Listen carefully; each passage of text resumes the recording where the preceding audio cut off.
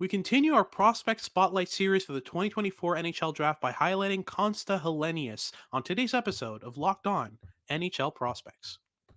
You are Locked On NHL Prospects, part of the Locked On Podcast Network. Your team every day.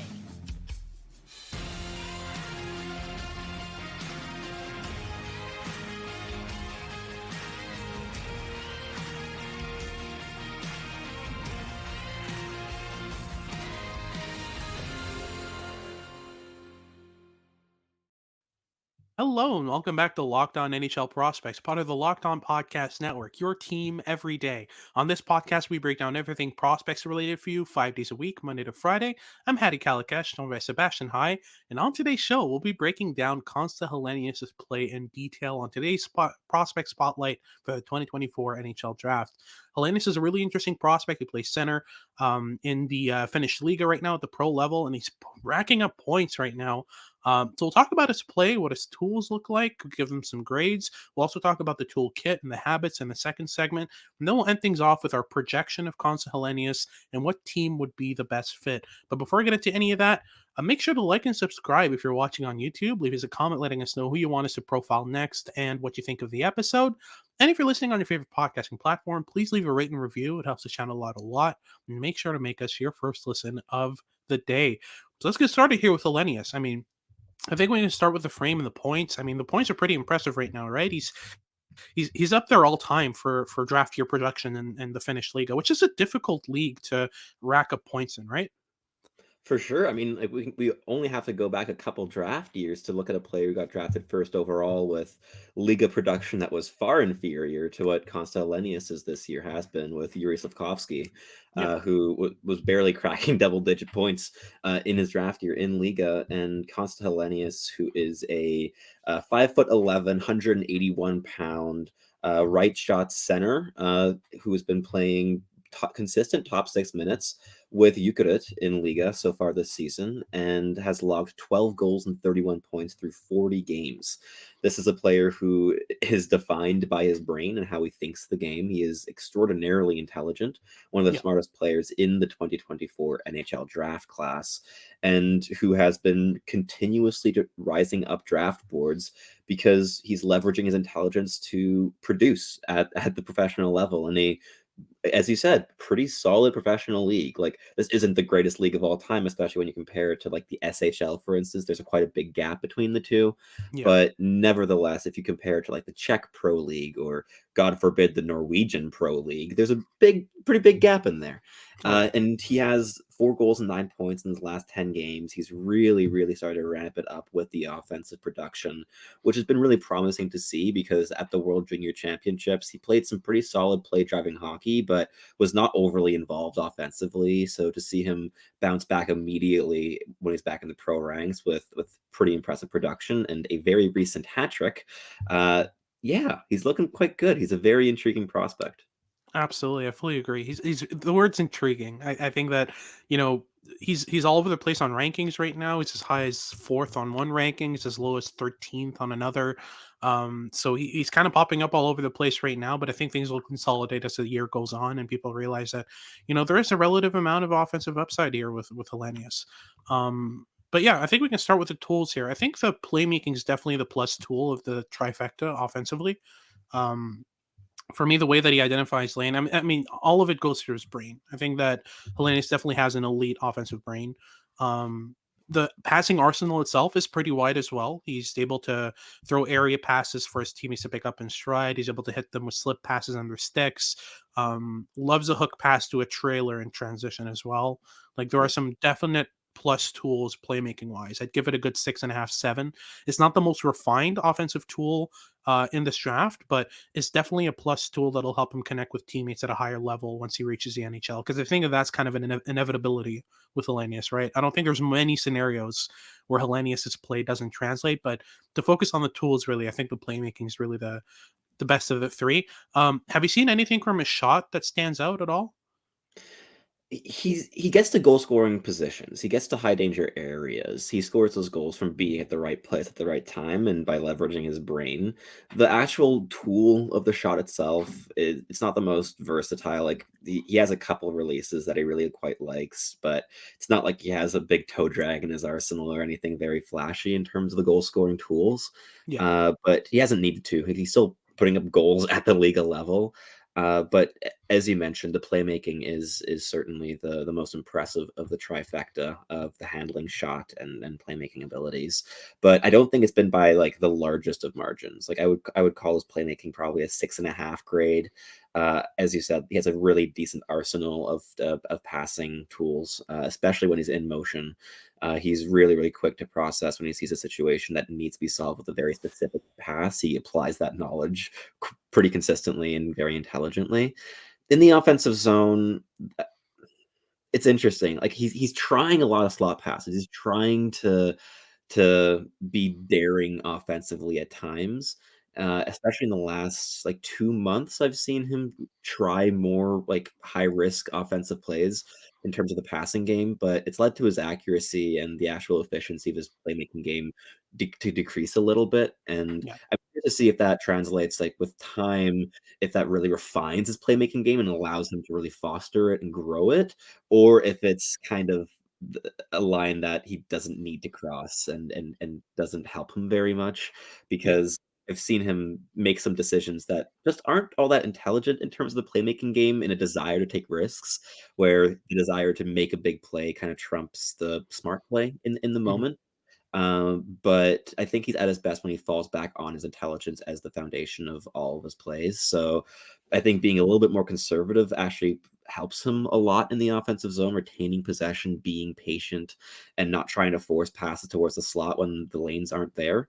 Um, Mhm. but but the passing tools are certainly more versatile than the goal scoring tools are. For sure. It's interesting you say that because when I think of his stick handling, the one thing that stands out for me is the lack of confidence in his hands because they're pretty For good. sure. Like They he's are got a good. soft he's got a soft touch. He's got an unlocked top hand. He's able to set pucks up in his hip pocket fairly well. Um, but it seems like he doesn't really trust enough his ability to deke through a layer, you know. Yeah. And when you mention him trying often with his passing, I'm thinking, this seems like a player who's trying to be as selfless as possible, rather than a For player sure. who's trying to force passes just to create a highlight reel. It seems a lot more like Helenius is just really trying hard to connect with his teammates at all costs because he Huge. doesn't want them he doesn't want to hold on to pucks in situations where his teammate is open or potentially open and that kind of thing, right? For sure. When I was saying that, I was really trying to frame it around when he's playing a selfless game is when he's at his best. And Yeah. it seems to me like I'm not sure if it's coming from internally or from coaches of asking him to try a little bit more on the playmaking side and trying to take bigger risks. I've just Mhm. seen the accuracy of those high danger pass attempts really decrease as the years gone on. And Yeah. it seems to me like it's come less out of confidence in that tool and more of like a habit he's trying to force himself to do, but he Yeah. is at his best entirely when he's playing comfortably. When he's playing comfortably, he's playing a very selfless style of hockey. He delegates to his line mates consistently, he waits for them to get into space. He plays off of them really well. He's been working a lot on the give and go, especially in the neutral zone to get around defenses and get the puck deep into the offensive zone. But yeah, 100%. He's at his best when he's playing smart, selfless hockey. And it was more just a note that I'd seen in a couple recent viewings where he's trying to make more daring plays, but it's a little bit chaotic and it's not coming from the same place that a lot of his decision making stems from. For sure. And what rating would you give a shot real quick, just in terms of our rating scale? Like 5.5, probably. Yeah, that's more or less exactly where I'd put his stick handling right now. It's mainly because of the lack of confidence in his own abilities with the puck. Yeah, He's a player who he has the hands to do these things, but doesn't really execute on the plays. I mean, I'm sure he sees them. He's incredibly smart, but I feel like there's something blocking him from trying to deke through a layer to stick handle into the slot for a shooting opportunity himself. But everything about his habits and his toolkit is fantastic. And we'll get into that in the second segment right now. That wraps things up for our first. So let's get into it after these messages from our sponsors over at eBay Motors.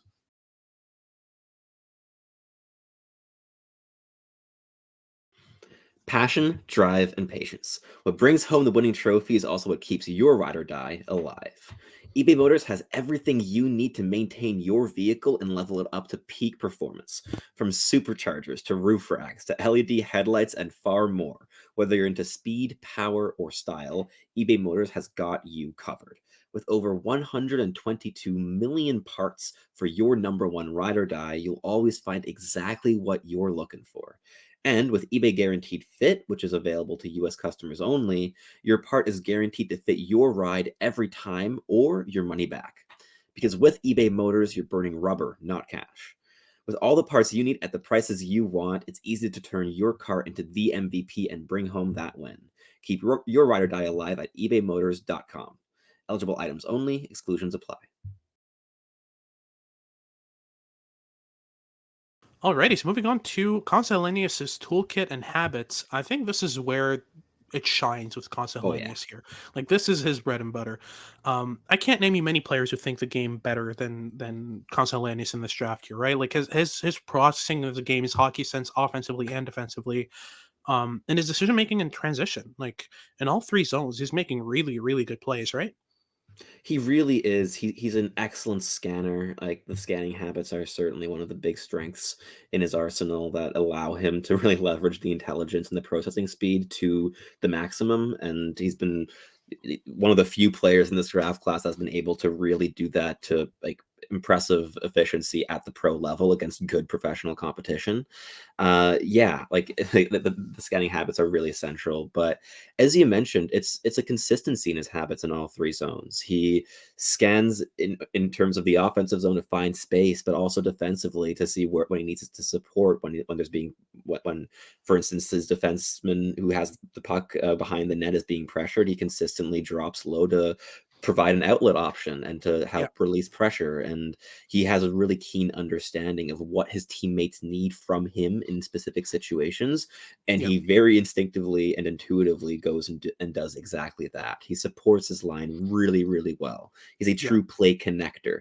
Like one of the reasons I like his passing game specifically is the quickness behind the passing decisions. He does not hold on to possession for very long in transition, especially when he's being pressured. He is constantly trying to get the puck to a better position than where it currently is. And oftentimes that means getting the puck away from himself. And he's very, very happy to make that decision if it can progress play towards the offensive zone. So he's really refined in those habits. And in the offensive zone, you see a similar level of patience on the cycle where he's not trying to gift away possession with a big shot or trying to do something really flashy when he finally gets the puck on his stick. He remains really composed and patient and sees what is needed in that situation. And oftentimes that means continuing the cycle, continuing to try to prod small holes into yeah, defensive structures, getting himself into slightly different positions, falling into blind spots of defenders. And it's a very, very meticulous style of off puck play as well with him yeah. that really shines. So the habits overall with Helenius are by far the strongest part of his entire game. Yeah, in a word, I describe his game as helpful.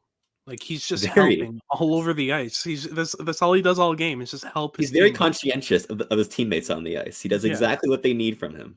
exactly. And that makes his game tick. I think it's a really great element of his game. And like I said, in terms of intelligence, I can't name you many prospects. Celebrini maybe outside of that, the list gets short after that in terms of intelligent players, helpful, beneficial players for his team overall. I think Helenius is a prime example of a player who uplifts his teammates consistently and For sure.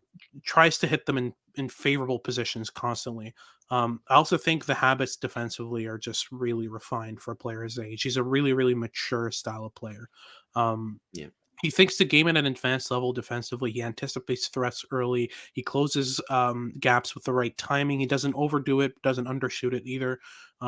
Really good timing on these interventions in the defensive zone, and the way that he anticipates the puck's routes and positions himself kind of preemptively is really, really good in this game. I think that overall, he can tell when a teammate's about to win a battle, and he'll immediately place himself in an advantageous position to just drag the puck out of the defensive zone and into the middle of the ice. He's a constant net drive. He's a constant middle driver as well. on the puck in transition. He's really comfortable switching to the middle in order to open up kind of two passing lanes to his left and to his right off the rush. Um, but in the offensive zone, I think that getting off the boards more and more often will be something that'll benefit his game even further. And I think that'll come with physical development. He's definitely not physically polished. I think he can definitely add some weight and get even stronger. But I don't know if that's his game overall. I think that he's a lot more connective, one touch plays, give and goes than a real, muscle off the boards type of player, right? He's a line connector to the core. He's a really solid distributor. He creates space and time for his teammates, but he's not going to be the one that drives the net hard from the boards with the Yeah. puck on a stick. But I think that also brings us a little bit to an area that has more question marks than the habits do, and that would be the tools. The Yeah. individual tools are not of the same level of caliber that you usually see in almost or near consensus top 10 prospects. Like Mhm. there are definitely some rankings out there that have Helenius significantly lower than that, but for the most part, he's been a top 10 prospect this season Yeah. for most outlets. And the toolkit is solid. It is above, like across the board. I would say the tools are slightly above average. I think that the skating is slightly above average, but it's definitely not something that allows him to gain separation from opponents or really creates advantages in his game. Yeah. The same can be said with the physicality is probably the one thing that's subpar in his game, as you were mentioning. Yeah. He has a couple decent habits. He's learning to lower his center of gravity more to stand a better chance in some board battles. But as a whole, he can get really muscled off of pucks pretty easily by Liiga competition, Yeah. and especially in a league where there's a lot of time and space always, that isn't really very important at this stage. But once he hits the North American ice, where there is a consistent lack of time and space and the consistent overwhelm of physicality, there's Mhm. going to be an adjustment period for Helenius when he makes that Yeah. shift. But the intelligence is why we are confident that he can make that shift. But there are questions about like whether it's going to be smooth or not. Yeah. And it goes beyond that with the tools too, right? Like, we were talking a little bit about the trifecta of the playmaking, goal scoring, and handling in the Mhm. last segment, and they're all good, but Yeah. neither one is really slam dunk, really, really high end. So I think personally, my questions with Helenius this year have entirely come on like a tool projection basis rather than habit projection, which is not the norm in terms of 18-year-old hockey prospects. Yeah. It's typically the other way around. Absolutely. There's also the fact that a lot of Hellenius's ability to, I don't know even how to say this, but to take possession away from the opponent, essentially, it doesn't come off of winning board battles. It always comes off, almost always comes off of interceptions.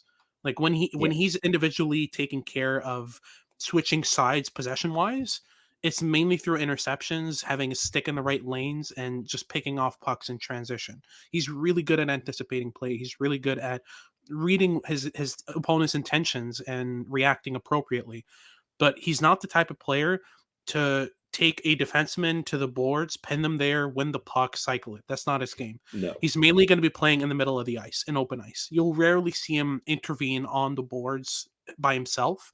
And when he does intervene along the boards, is because a teammate's already in a board battle and he's coming in to support, to help, which is what his game is, right? Um, but when he's individually involved in a possession switch, it's almost always an interception, a pick in the in the neutral zone, that kind of thing. Or sometimes, I mean, I've noticed him a lot intercept the puck in the offensive zone, which is really Yeah. projectable. Like a lot of teams work that way. Hard forechecks with an F3 that picks off pucks. That's pure, like that's NHL hockey right now. Like that's how a lot of teams play, and I think I can definitely fit in that lineup. But in Helenius, we're getting an F3, a bona fide kind of rover at the top of these circles, that kind of thing, where he's waiting for a puck to come loose, and to receive a pass. That's really what his game is, and he does it Yeah. brilliantly. It's just all of his game goes through his brain. Not a lot of it goes through his tools. He's not going to overpower you shot wise. He's not going to overpower you physically. He's not going to pass through 8 layers. That's not really his game, but he thinks at an advanced level, and I think that can make his game tick at the next level. But that wraps things up for our second segment. We'll get into our third, where we talk about Hellenius' projection, what we predict for him points wise, if he's more fitted for center or wing, and also what team will be the best fit for him. We'll get into that after these messages from our sponsors over at Camino Consulting. Our sponsor today is Camino Consulting. How would you like to get to know someone better in an hour than you would in a year? Understanding one another better prevents small misunderstandings from becoming big problems and ongoing fights, both in relationship dynamics and family dynamics. So, after providing more than 20 years of service to small and mid sized businesses, helping management groups navigate conflict and onboarding new employees, Camino is now offering a digital seminar for families and couples. Did your Valentine's Day gift of tickets to the game not go over as well as you'd hoped? We'll get the couples and family online seminar for 25% off for 1 month in the month of February by using the discount code locked on. Again, that's discount code locked on for 25% off the rest of the month at www.caminoconsulting.ca, or mention locked on when reaching out for a business seminar and receive the first 5 profiles free. Alrighty, so moving on to Helenius' projection and NHL style and NHL fit. I think this is where it gets fairly interesting with Helenius, because you'll hear some differing opinions on this. I've seen some people say that they think Helenius has that bona fide top line upside, that he has the ability to create points on a top line as a driver, even on a top line. I don't think either one of us is really sold on that. But what's your thoughts on Helenius? Because I have a very specific idea as to where he's going to end up in the lineup, but I want to hear your thoughts on it. Yeah, he's been a fascinating prospect this year because of that constant dynamic between the habits and the intelligence and the tools.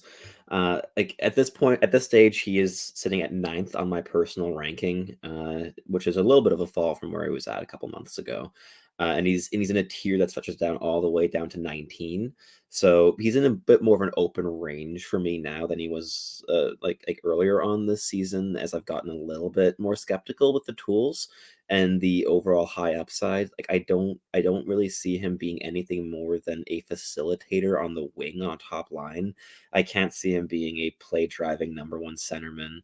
But I could see him being a complementary right winger in that type of environment. It would have to be the right team, the right line mates for sure. But if you need a third component on a top line that is just a real play connector, can kind of fluidly move into the center role defensively if need be, and can kind of just like sweep up a little bit, playing a bit more of a sweeper role on a top line, I think I could see him excel as, where like the intelligence can kind of dominate a little bit like Sean Monahan was playing on the top line with Nick Suzuki and Cole Caulfield in flashes over the last couple of years before he got traded.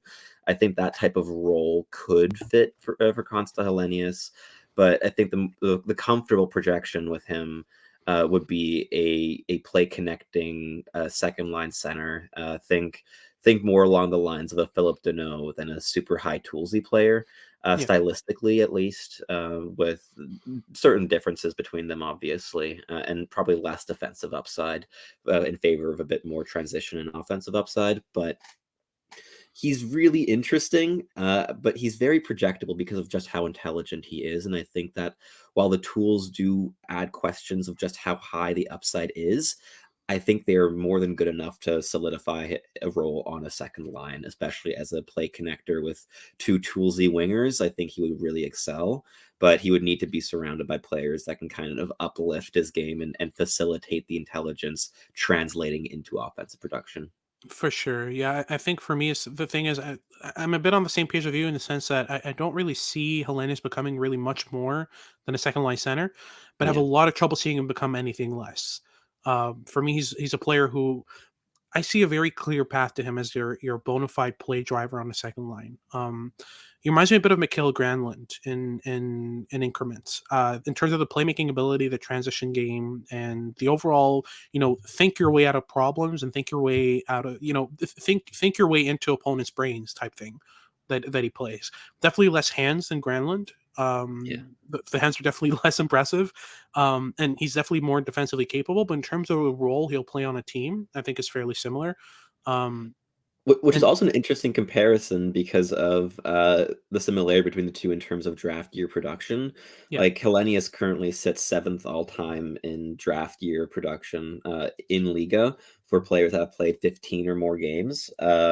And number one on that board is Mikael Granlund Yeah. in 09 and 2010, where he logged 40 points in 43 games. Mhm. So there might be a stylistic comp there, but that is also represented in the statistics. For sure, yeah, and we're talking about I mean, the league was way different back then. I think Liga was a bit more offensive leaning in 2009, 2010, like around that time. It was a lot. There was a smoother transition from junior to Liga. This year, it's a Yeah. bit more difficult. Like even Emil Hemming's having trouble transitioning to Liga. A bunch of other prospects are in that boat to PS Huninen, who recently played on the top line with Helenius when Helenius got that hat trick because like Yeah. half the top six was gone for the Euro Hockey Tour.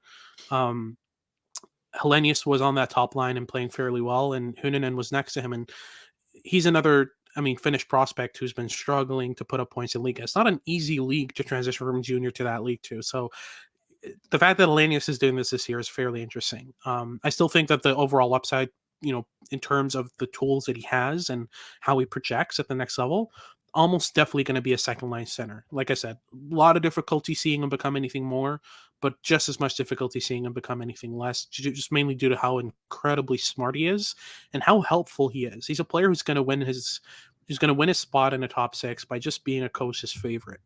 He's very likable in terms of his style. But now just to get to the fit, I think there's a couple teams that could use a player like Konsta Helenius, but most of them are fringe contenders that already have a bona fide number one center, right? Like, Yeah. what are some teams that come to mind when you think of that kind of situation? I think Minnesota would be one that I could really see being a good fit. Minnesota always really enjoys drafting high IQ players who are Yeah. easy to coach and are perhaps underrated based on their tools. Like Brock Faber comes to mind, the fact that he was targeted in that Kevin Fiala trade specifically because his value just didn't correspond to how good he was playing at the NCAA level. And the points didn't quite reflect that, which allowed his value to be a lot lower than where I think a lot of us scouts thought it should have been. And then when he hit the NHL level, it was about 3 times higher than even we'd hoped it would be.